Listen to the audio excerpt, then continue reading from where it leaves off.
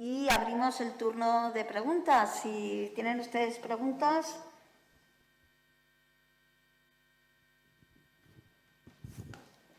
Bueno, muchas gracias por las intervenciones, que han sido muy interesantes, sobre todo por abrir más preguntas para continuar pensando y reflexionando, ¿no?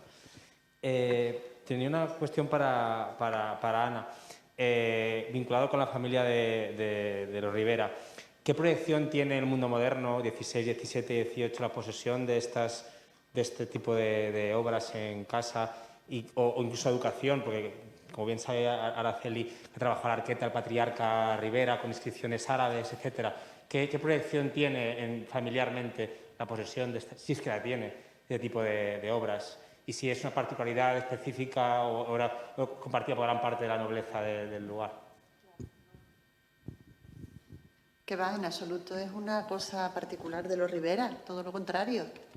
Toda la élite, todo el patriciado urbano sevillano y también el resto de la nobleza que pasa fundamentalmente por Sevilla y Córdoba en aquellos años en donde las campañas de la Guerra de Granada cada primavera se organizaban desde esas ciudades, participan de este tipo de objetos, tienen objetos similares y, como decíamos esta mañana con las marlotas o con la... es que el uso es habitual, es que no se distingue que sean ni musulmanes ni cristianos, pues son objetos, son dos reinos vecinos y se comercia o llegan estos objetos de un lado al otro de la frontera por diferentes medios. No hay ningún escrúpulo. Si lo miramos desde el punto de vista espiritual o religioso, al contrario, es años después cuando ha habido una mirada diferente sobre esos objetos. La verdad es que no te puedo responder bien porque yo más allá del 16 empiezo a perderme. Entonces, en el 17 y en el 18, en el que estas familias siguen siendo muy relevantes en el panorama, bueno, ya de España, ¿no? Ya no solo de Castilla, en muchos casos, hombre, otro tipo de objetos sí sabemos que se contienen. Estos de cerámica es fácil perderles la pista en inventarios posteriores, la verdad.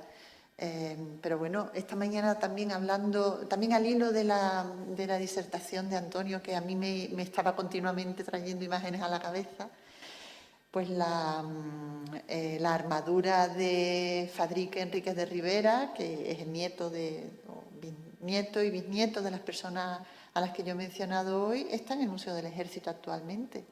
Y si está en el Museo del Ejército es porque ha permanecido, se ha mantenido como un legado del linaje, como un legado familiar a lo largo de las generaciones siguientes, teniendo en cuenta que en las generaciones que terminan de completar el siglo XVI y el XVII están pues varios virreyes en Nápoles, en fin, gente en Cataluña también, es decir, que hay gente muy relevante y con labores de gobierno muy importantes, pero claro, ya empiezan a traer cosas italianas, a traer cosas americanas, más en Sevilla, en donde a partir de 1500 aproximadamente aquello se convierte en la Feria de las Vanidades. Por otro lado, que es muy difícil, o sea, es fácil perderle la pista a estas piezas concretas, pero no tiene nada que ver con que sea esta familia. En todas las ciudades está ocurriendo esto. No sé si te he respondido. ¿Más preguntas?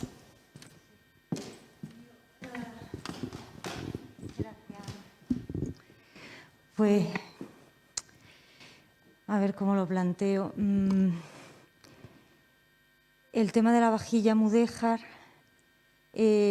pensar, porque os planteáis volver a un discurso que yo creo que ya estaba en cierta manera, que sabes que se ha debatido mucho, que el tema de si llamar mudéjar porque lo han hecho mudéjares, ¿no?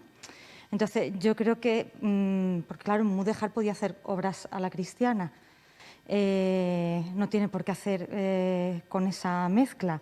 Igual que un morisco podía hacer obras a la castellana o podía hacer obras a la morisca, o un artesano morisco podía hacer, o cristiano podía hacer cosas a la morisca. Es decir, que yo creo que hay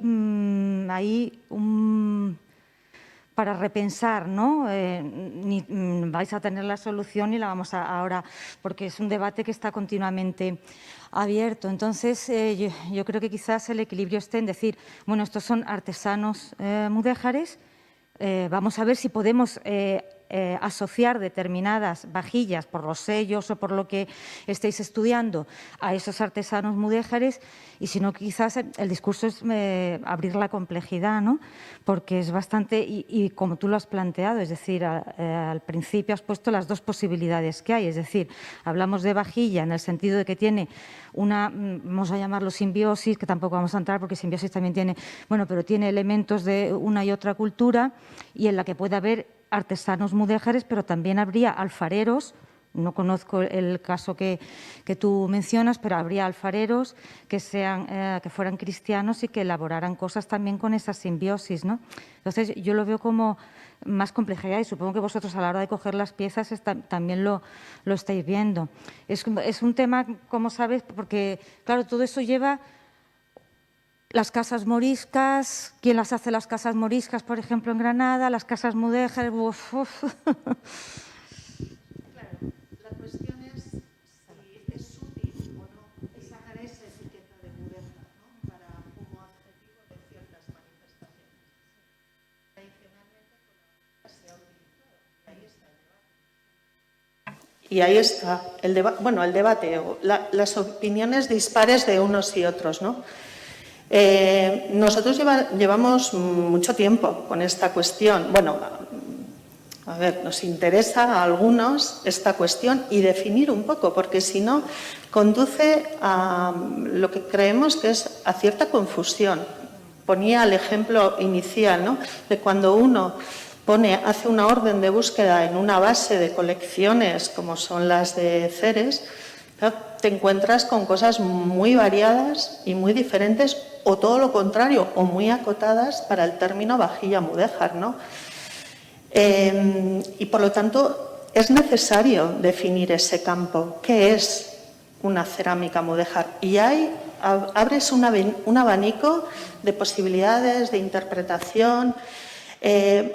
Para mí no es tan necesario definir esa etiqueta de vajilla mudéjar, pero sí si había una vajilla para los musulmanes, para los mudéjares, ¿no? Y ahí es donde tal vez esa reflexión que hemos ido haciendo, las cosas no son tan claras ni tan sota, caballo y rey como parece, ¿no? Es más complejo. Y desde luego que si nos metemos en las producciones moriscas, pues ahí todavía se complica un poco más. Así que yo creo que sí que es necesaria la reflexión. Seguramente no para llegar a un punto de consenso sobre la cuestión, ¿no? Pero sí que es necesario debatir sobre ello, bueno, debatir o reflexionar sobre ello, ¿no?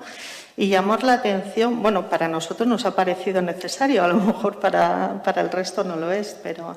Y traslado eso mismo, y lo hemos trasladado a algunas cuestiones que tienen que ver con el arte mudéjar, un taller textil. ¿Qué es un taller textil mudéjar, no? Bueno, esa reflexión, no sé si era oportuna, necesaria o no, pero a nosotros nos parecía el foro para plantearlo y para crear ese debate, si es que lo hay, desde luego. ¿Más preguntas? Pues si no hay más preguntas, damos por finalizado este panel.